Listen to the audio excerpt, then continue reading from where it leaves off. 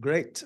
Good afternoon and welcome to Let's Talk Office Politics. Let's Talk Office Politics, our lunchtime business session that is focused on helping you to thrive at work and to thrive in your career as well. And my name, for avoidance of doubt, is Olatunji Shobodu. I'm your anchor, and it's my pleasure to join you again this afternoon for another edition of Let's Talk Office Politics. And so how have you been? How has it been at work? How have you been in the game? Hope you're holding your own. Hope you are taking responsibility.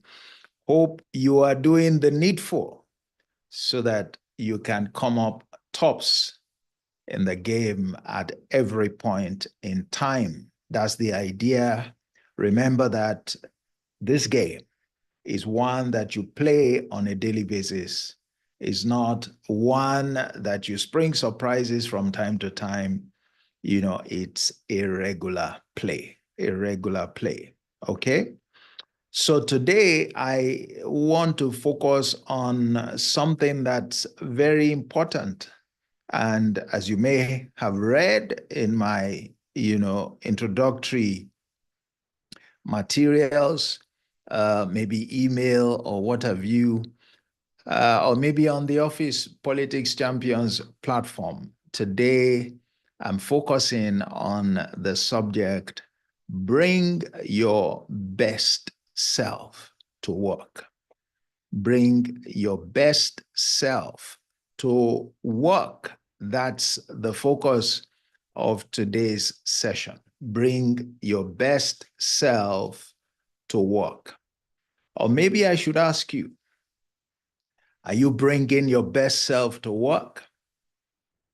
Is that what you are really doing? Are you mindful of what version of you actually, comes to work? Are you aware that it is possible that the version of you that comes to work on any given day may not be your best? May in fact be a version that if you were to take a good look, a critical look at it or at him or her, you may be surprised what you find.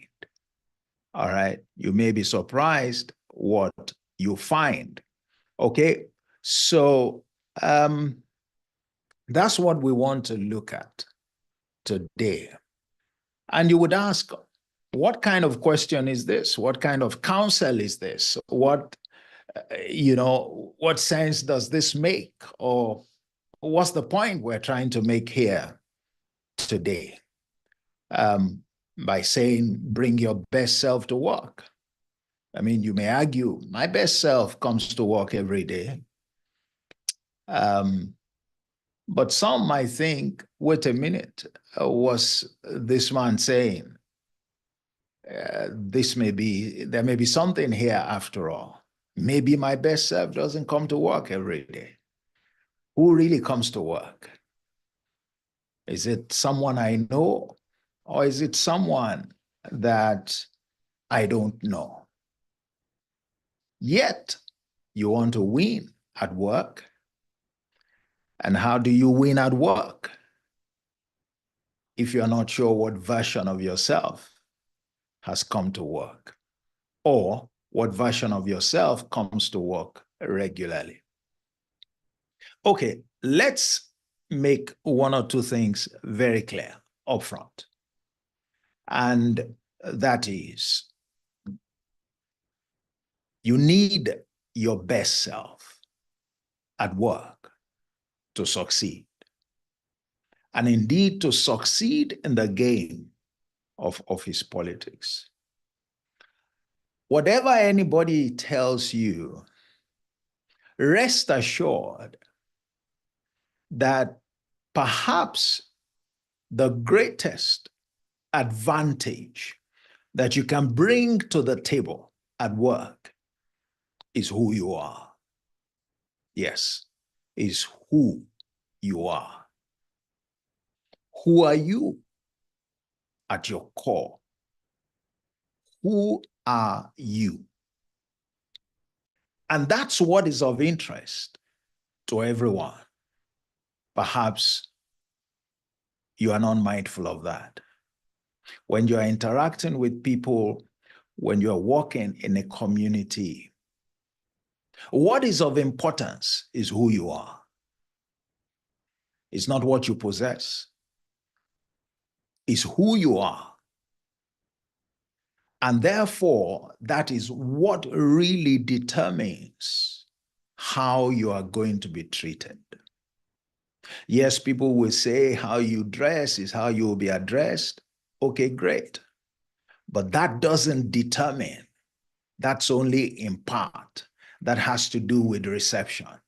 All right. But the truth is that even if you are not dressed properly, okay, the moment your real self, the value that is inherent in you begins to show, people will embrace who you are, quite frankly. People will embrace who you are. It's really about who you are. It's not, like I said here, it's not about what you do. It's not about what you say. It's not about what you see. It's not about what you think. It's not even about what you know. All right? It's not about what you have accomplished. When the chips are down, it's about who you are. The truth is that who you are dictates a lot of, all of these things, what you do, what you think, and all of that. So we should be focusing on the root, not the symptoms.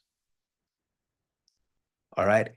If you are strong at your core, then of course you would be treated accordingly.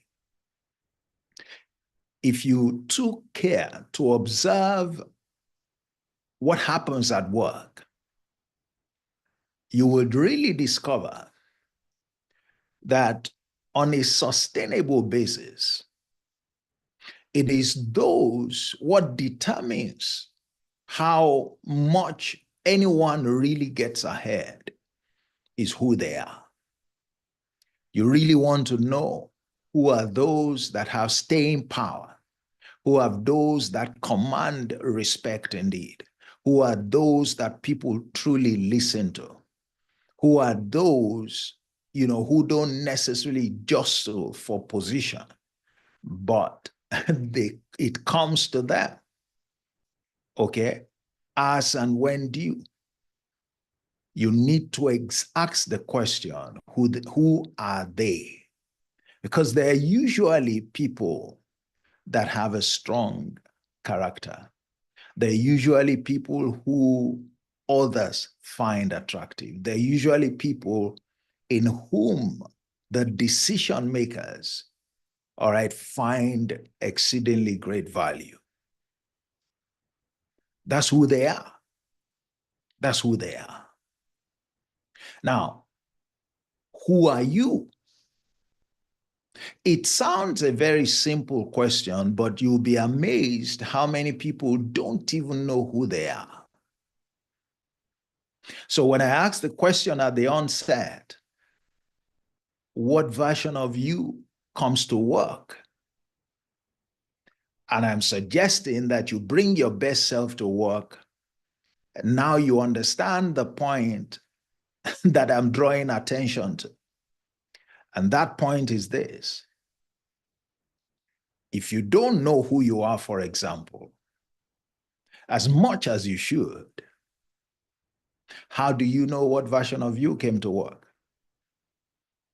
If you don't know who you are, how can you develop yourself to be better? If you don't know who you are, how can you take full advantage of your own personal sources of leverage. If you don't know who you are, how do you leverage your difference in the game or at work or indeed wherever you are? If you don't know who you are flying blind. If you don't know who you are, then anything can affect you. If you don't know who you are, you place yourself as a disadvantage because guess what? The people are observing you, and it's not uncommon to find that others tend to know some people more than they know themselves. Why? Because if you take, for example, your colleagues at work, at different times you show up and they are watching as they are interacting with you and they are observing different aspects of you. And from day to day, they can tell from how consistent you are, how consistent, they observe certain attributes about you. And where there is no consistency, guess what it is saying to them? That different versions of you come to work on different days. And you may have observed that about others as well, that on some days you're just wondering, is this the same person I know? On some other days is something else. So you are a bit at a loss. But guess what? Because of what you are observing is deepening your knowledge of such people. Even if it means that what you conclude about them is that they are not authentic. All right? And that brings up another point. How do you expect to win at work when your authenticity is doubted? When there's a question mark on the extent to which anyone can trust you? And some are quite deliberate in who they present at work. There are things about them that they keep away from work, from those they interact with. Why do they do that? Because they are attributes that they are not proud of. Unfortunately, instead of working on them, they are not working on them. And that could be for many reasons. Because some might even think that improving in certain aspects of their attributes may become a disadvantage for them. Before you say, how can that be? All right, let me share with you the possibility that some people, for example, don't want to be too kind. Why? Because they don't want to be seen as weak. They believe that, if they're empathetic, others will think they're weak. If their bosses observe, it might paint a different picture to their bosses about that. And the bosses may conclude that these guys are not strong enough, to hold a leadership position. And so they might be adversely affected. That's one, believe it or not, that's one reason somebody may not address, an aspect of who they are, the fact that they are not kind, the fact that they don't have compassion. All right. And these are important attributes if you are interacting with people. But in the context of the game, all right, when there are issues at stake, the thinking may be different. The thinking may be different. So we're saying that you run a risk if you are not conscious to study, to understand who you are, to be self-aware. You run a risk. You run a risk of people believing that you are not authentic. And by the way, if the decision makers come to that conclusion, it's going to work against you. Nobody wants to put a wolf in sheep clothing in a position of authority. All right? Nobody wants to trust somebody like that so that one day you don't turn against them and begin to attack them. All right? Nobody wants to put in a position. One of the reasons that many people don't get promoted is because the decision makers cannot trust them. They don't have the confidence in them that if they put them in certain positions, they can turn their backs and trust that their interests and the interests of the organization will be served by that person. All too often, those who cannot be trusted are those who do not come across as credible, are those who do not come across as authentic, are those in respect of whom they have observed inconsistencies, either in the kinds of positions they hold, or it could even be in terms of their body language. They may have observed them to be those who say one thing, but they do another. They may have observed them to be those who are all about just their interest. When something concerns them, then, they say this, but when something doesn't concern them, then they say something else. And all of these things, all right, people are watching, people are observing. So you realize that it's important that you are conscious about which version of you is presented at work. Which version of you is presented at work? It starts with you being deliberate about understanding who you are, and therefore working to make yourself better from a character perspective more than any other thing. Quite frankly, who you are is defined by the strength of your character, because it does every other thing else. Now, this is not a fashionable point to discuss in this day and age, but that's why there are so much problems all over the place, because we major on the minor and vice versa.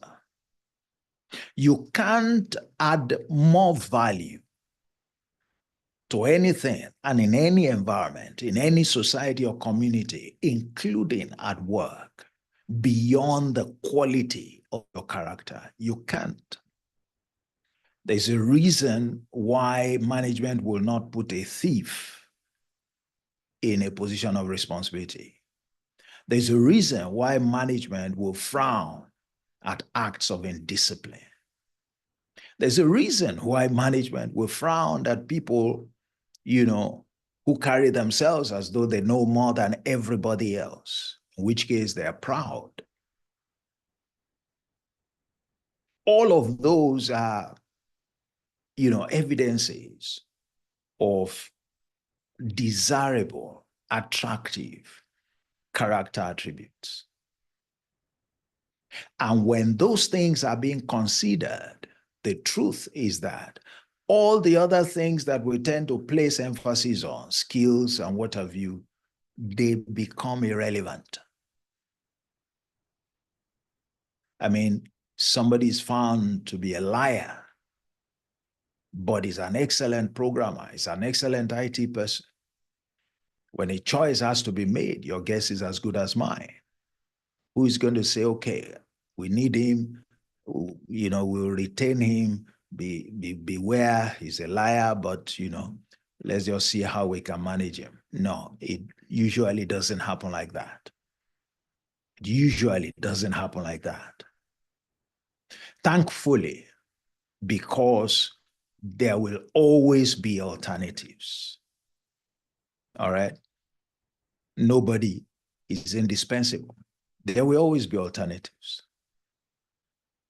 And it's easier to find skilled people than it is to find people of strong character.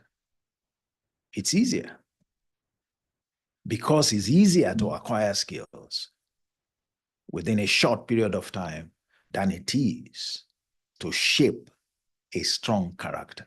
It's easier. And of course, because also in this day and age, a lot of noise about, innovation, technology, and all of that stuff. And so much about skills. And we have since forgotten, what we used to call in those days in mathematics, first principles. They still remain the foundation.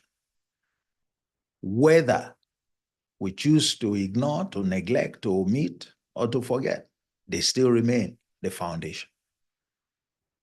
Character. So when we talk about you, we talk about your character. The truth is that if you build yourself at that level, it is most unlikely that you will present anything contrary or any person contrary to who you truly are. Now, those who lack certain attributes, take, for example, if someone is a liar or if someone is indisciplined, they are the ones that have a tendency, all right, to deceive, to conduct themselves when they come to work contrary to who they are. Why? Because like I said before, they are trying to cover up for some of those shortcomings. They are trying to cover up for some of those shortcomings. And the problem with deceit, which is the same thing as lying, is that you never just know where to stop. And you may lose track. Somebody asked you about something yesterday. This is what you said. They're asking you about the same thing, and this you are saying another thing. You've forgotten that this was what you said previously. The problem with those who try to deceive. And that may be what you've been exposing yourself to. And it may be part of the reason why you're not making the kind of progress that you should make. So, you need to bring your best self to work. There's an aspect of that addresses the issue of responsibility, you taking responsibility. And that is taking responsibility for developing yourself. When we talk about bringing your best self to work, we are not suggesting that you just come the way you are. All right? We're not suggesting that you come and, you are excited to show both your positives and your negatives. And you are not doing anything to improve yourself. When we talk about your best self, we are talking about someone who not only keeps track of who he or she is, but is working continuously, consistently to build on the strong points, to redress the weak points. That's what we mean. That's what we mean. The additional dimension there is that your best self must also take cognizance of the environment in which you are working. I've said it before, and I guess there's a sense in which we try to, convey this particular point, in a derogatory sense, which is not quite correct. What do I mean? Some people, you must have heard people say at work is a different person, at home is a different person, and all that. And it makes it look as if, it's just different, depending on the circumstance. And that isn't negative. It's high time we begin to see that in the correct sense. Of course, within some context. Why am I saying that? The rules at home are different from the rules at work. So it can't be the same person who is operating at home that will be operating at work. The person who operates at work has to conduct himself and his business according to the rules of work or the rules at work.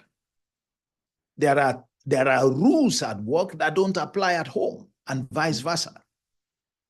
So to suggest that it should be the same person both at home and at work won't even work for the person, either as an individual, nor from the point of view of getting the best of serving his interest at work and serving his interest at home.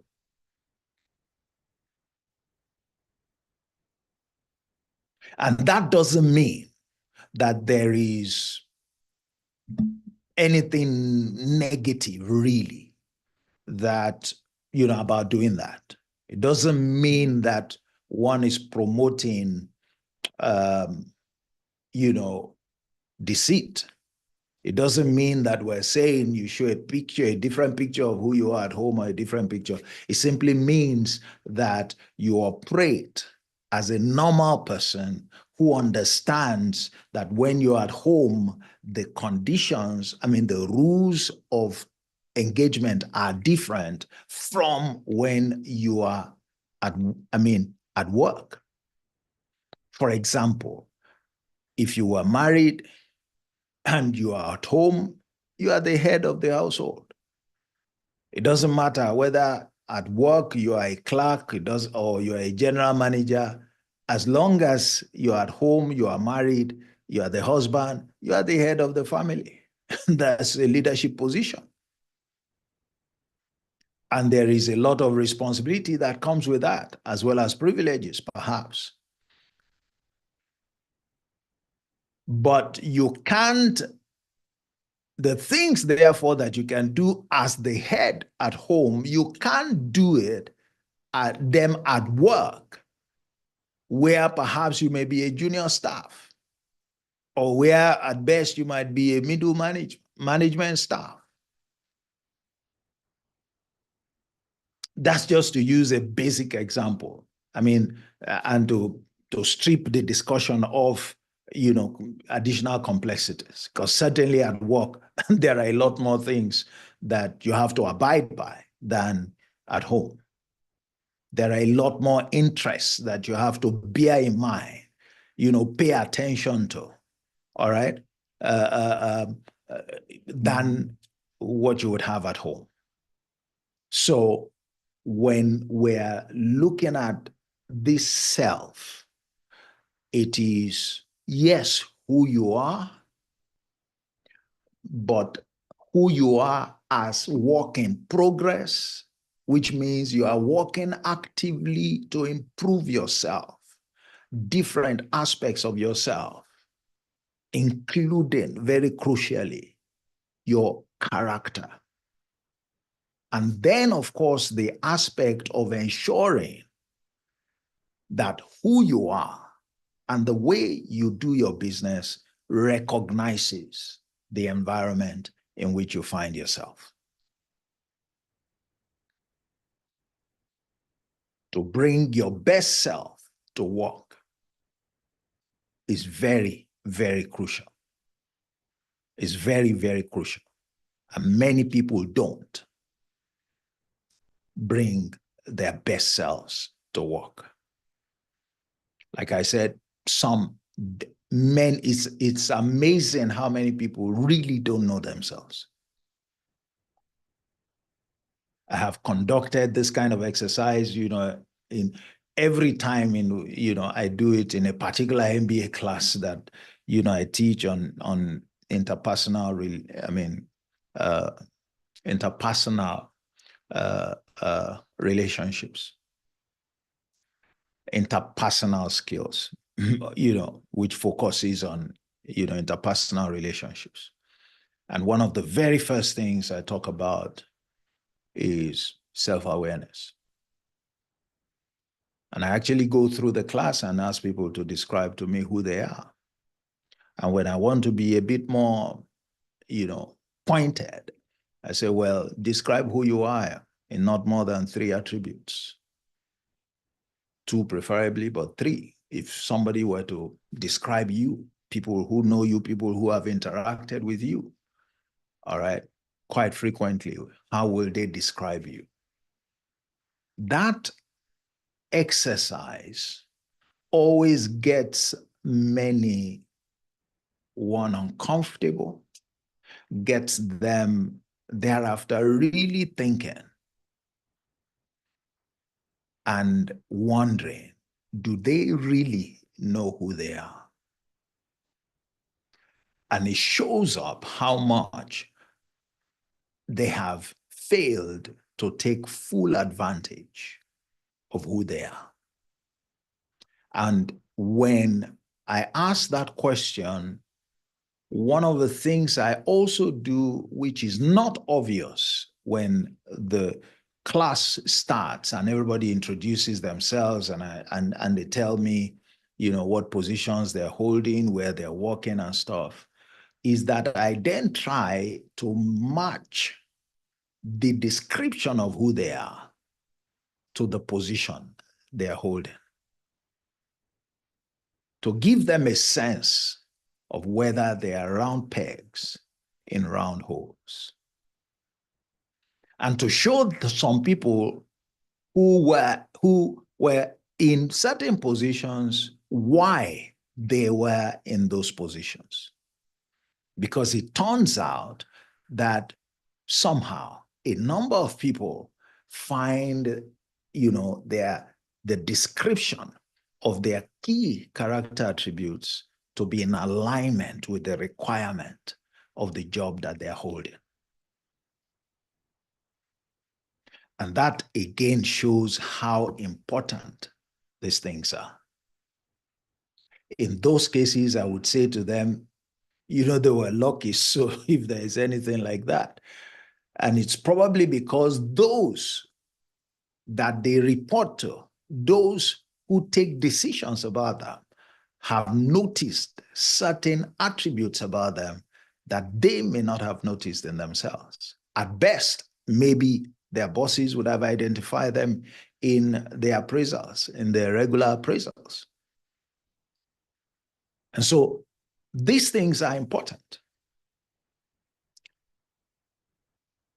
And they are being applied by those who have greater responsibility for decision-making within the organization.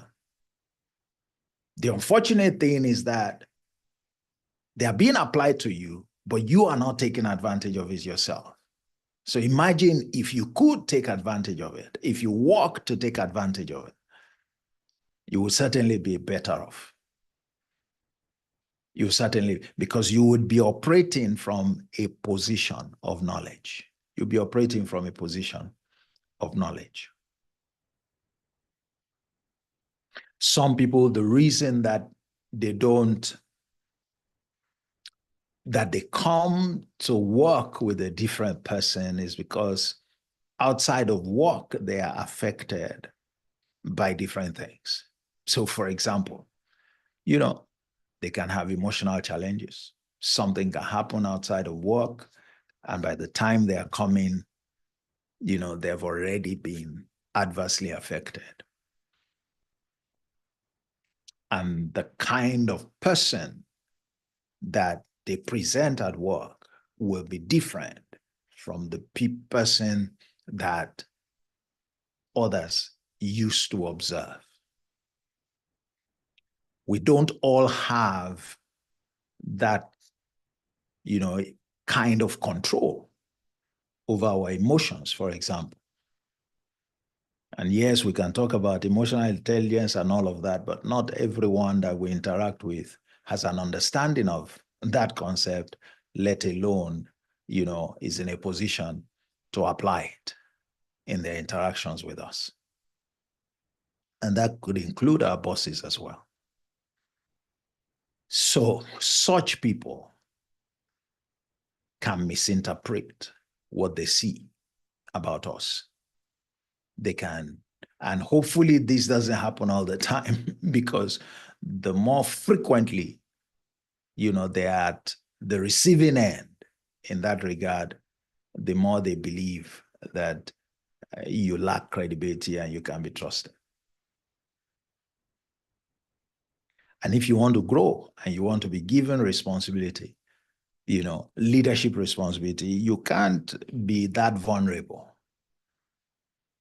You can't be such as is tossed up and down, as it were, by every wind of, doctrine, so to speak. Everything that happens, everybody sees it on your face, you react differently and all of that. The issue is everybody has challenges. Hey, everybody has challenges. If you listen to what some people are going through, you'll be amazed that they even showed up at work at all. So you have to be careful. And it's an area that, we also need to work on. And while I was preparing for this, I was asking, what version of yourself do you bring to work? Is it the one who is motivated to put in the very best, to work according to the rules? Or is it the one who is frustrated by the fact that there is politics, that you are going there again, the fact that some people are doing it this way or that way, the fact that you have challenges with your boss and you can't seem to get along? What kind of, you comes to work? Is it one that's deceitful, trying to hide his or her shortcomings and project themselves as being capable when it's obvious that there are things to work on? Or one who is really authentic in the sense that, yes, they continue to work to limit their weaknesses, okay, while they are strengthening their strong points? Is it the one who is a learner, or the one who knows everything, who projects himself or herself as one who doesn't need to, is so capable he can learn from somebody else? Or one that will not allow others to make contributions at work or at meetings because they are the ones that are always speaking? Is it the one who has been influenced badly by what's happening around, or decisions of management? Or the one who understands and will defer to management that they have a responsibility to run an organization, and while you may not understand the reasoning behind certain decisions, you want to give them the benefit of the doubt? So you are not one of those who is always looking for fault, who is always pointing accusing fingers, yet you are not even at any significant level of leadership. So you have different kinds of different versions of you that can come to work, that can be presented at work. While I was also just reflecting on this, I thought about a parable, and I probably will close with this. And it's a parable that everyone is quite a familiar one. The parable of the prodigal son, basically a son who was obviously working with the father and, at some point told the father, hey, give me my share, all right, of the inheritance. Okay, let me go and do my own thing. And the father didn't waste time. If you're a father, you can basically just put yourself in his shoes, and you know the way you would look at a son like that this guy must be out of his mind. But he did oblige him, and obviously, I'm persuaded that he knew exactly what was going to transpire. But long and short, the guy went on, squandered what he had been given and got himself in such a bad situation. The only option he had was to run back home. And, but the aspect that I want to bring out for our purpose here is the reason, what happened to him, before he decided, or that, motivated the decision to return home. And we were told that he came to himself.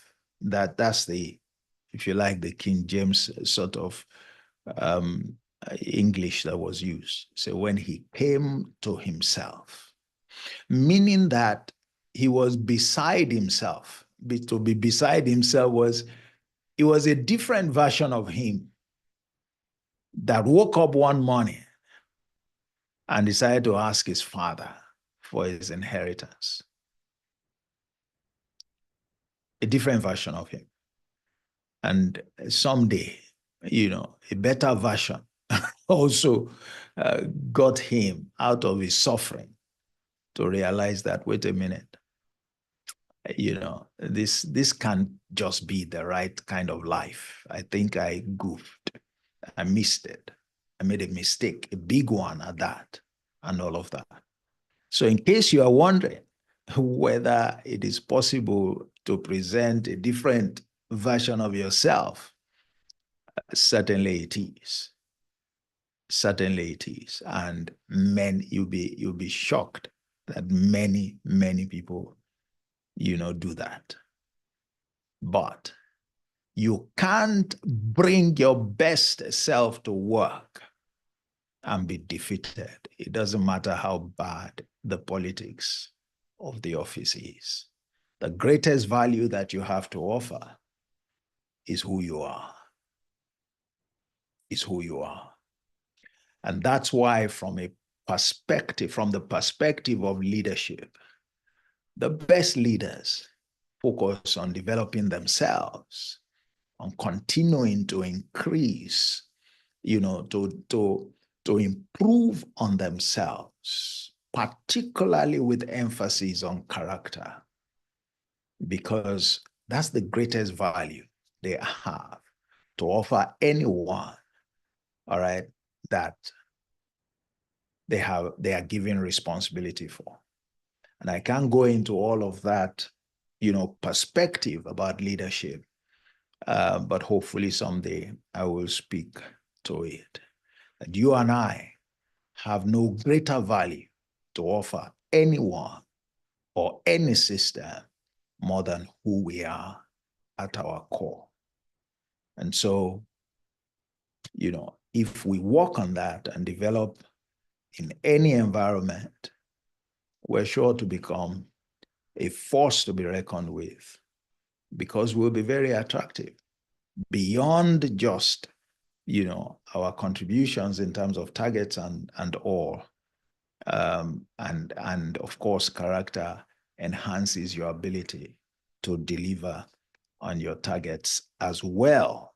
There are other illustrations that we can use to support that. So that's where I'll be stopping today. We've been talking about bringing your best self to work and why it remains the most um, powerful, the most powerful card perhaps that you can play. And hopefully it calls attention to everyone to be mindful of the fact that there are many versions of you.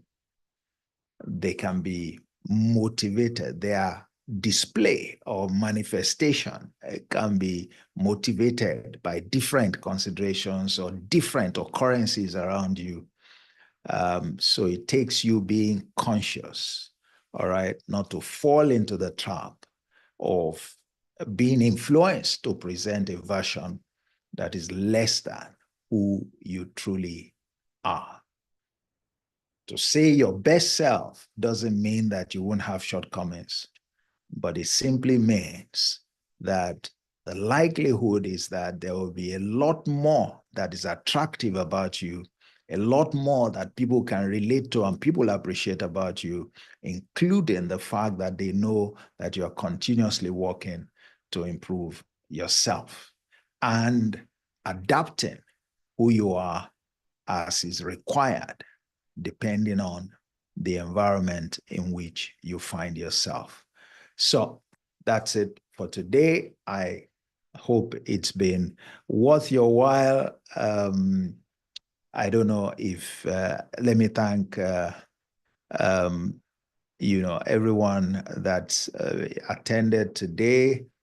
If you do have any questions or you want to say anything, you have a brief moment. I don't know if you want to say anything.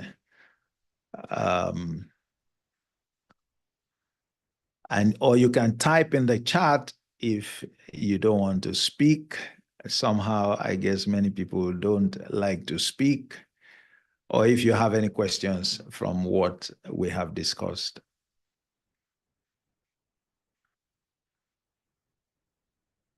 Otherwise, I think it's a good time to stop. It's already 45 minutes.